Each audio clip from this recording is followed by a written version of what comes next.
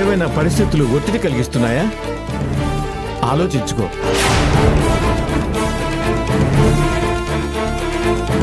తారక్ ప్రేమించిన అమ్మాయి స్వేచ్ఛ ఆత్మహత్యకి పాల్పడింది, కానీ ప్రాణాల్ని కోల్పోలేదు. తను బతికే ఉందని తెలిస్తే నీ బతికేమైపోతుంది? నిజంగా అలాంటి పరిస్థితులే ఉంటే వాటిలోంచి బయటికి రావడానికి ప్రయత్నించు, అంతేకాని తారక్ని వదులుకోకు.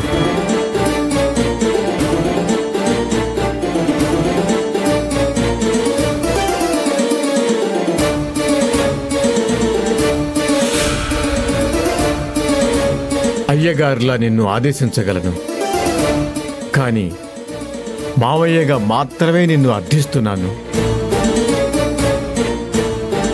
దయచేసి అర్థం చేసుకో.